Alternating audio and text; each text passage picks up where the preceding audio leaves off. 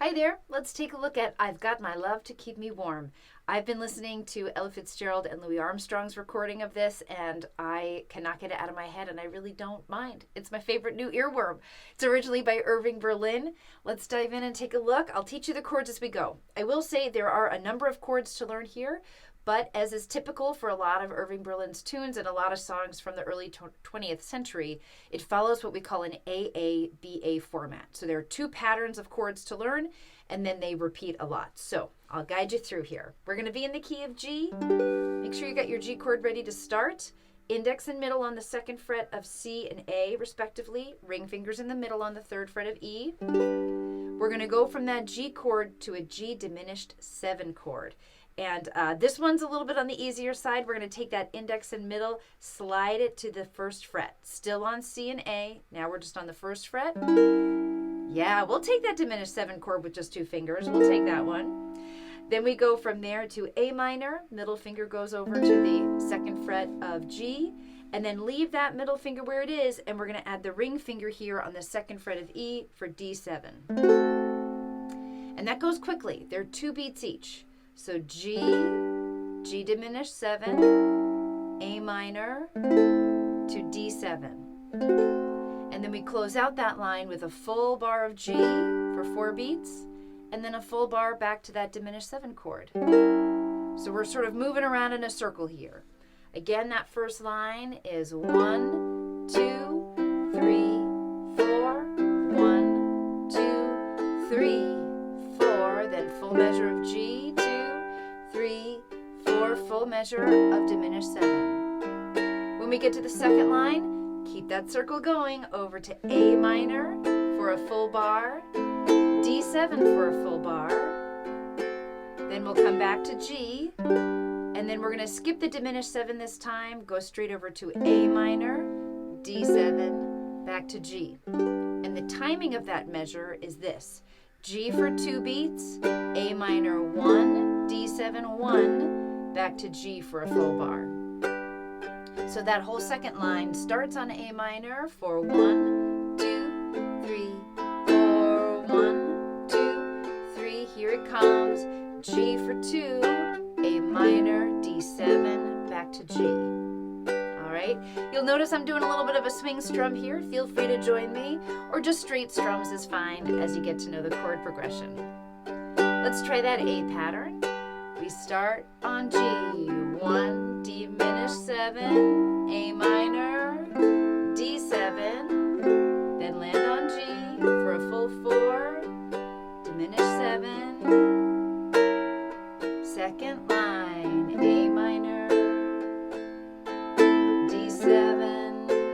watch here, G, A minor, D7, G. I'll add some words. The snow is snowing, the wind is blowing, but I will weather the storm. What do I care how much it may storm?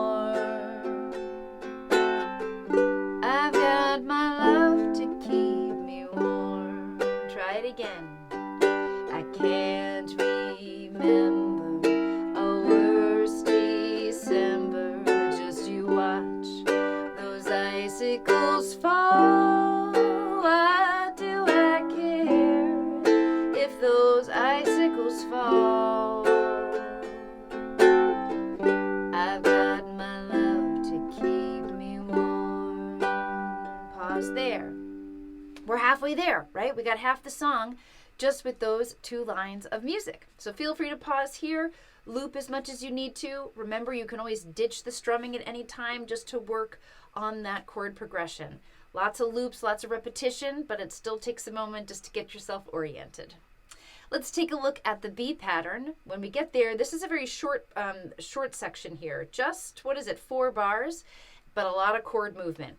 We're going to go to the B minor chord, which I like to play with my fingers across the second fret as a bar, and I usually use my index, and then my middle is like an extra oomphy, extra strength here, and then you can bring your ring finger here to the 4th fret of G, However, you can also, I always like to give folks the option of just doing a bar on that second fret for B minor 7 is what that chord is, or you can do it with all 4 fingers. And I suggested here because we're only playing it for 2 beats, right? And it's kind of a jazzy tune. You can get away with a 7 chord here.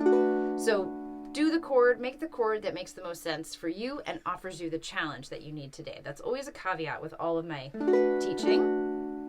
So we're going to go from B minor or B minor 7 to the F sharp 7 chord. Here's another one that if I'm doing it the full official way, right, I'm taking my E7 chord, I'm scooching it up to the 3rd and 4th fret, but I'm going to jumble my fingers around. My index finger is going to be up here to kind of, as I don't need a full bar for it because I only have 1 string that's open. But basically what I'm doing here, I'm going to zoom this in analog style here.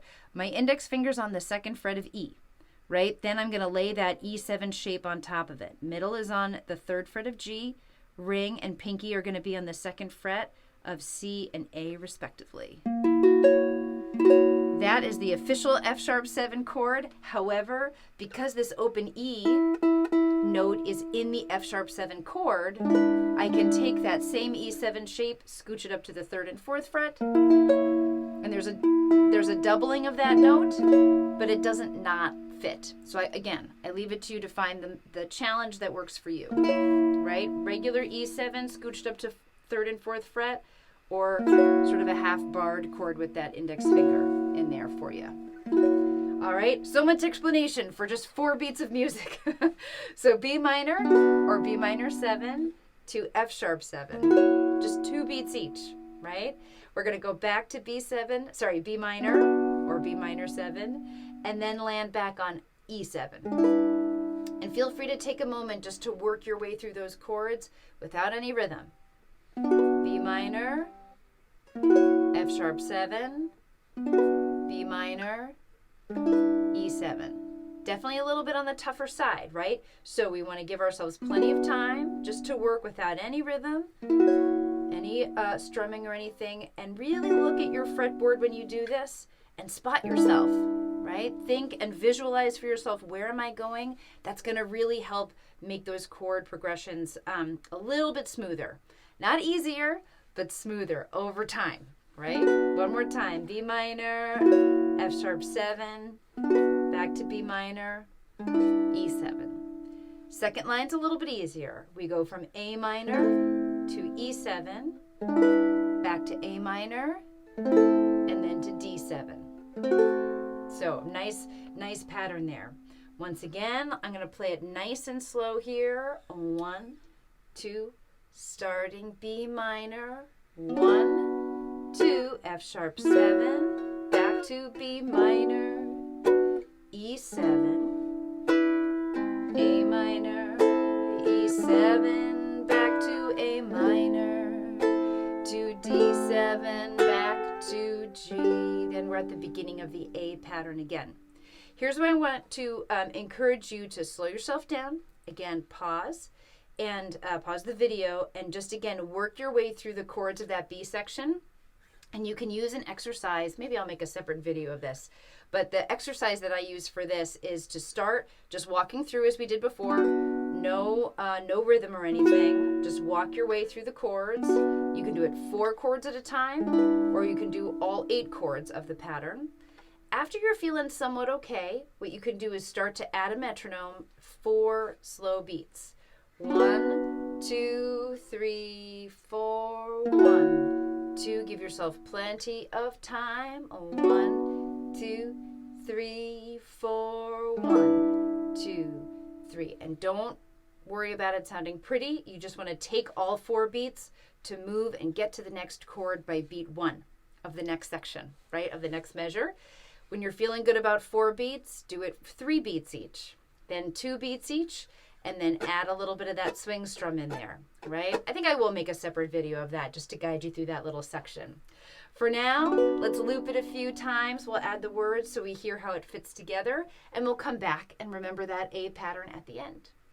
1, 2, just the chords. 1, 2, 1, 2, 1, 2, 1, 2, 1, 2, 1.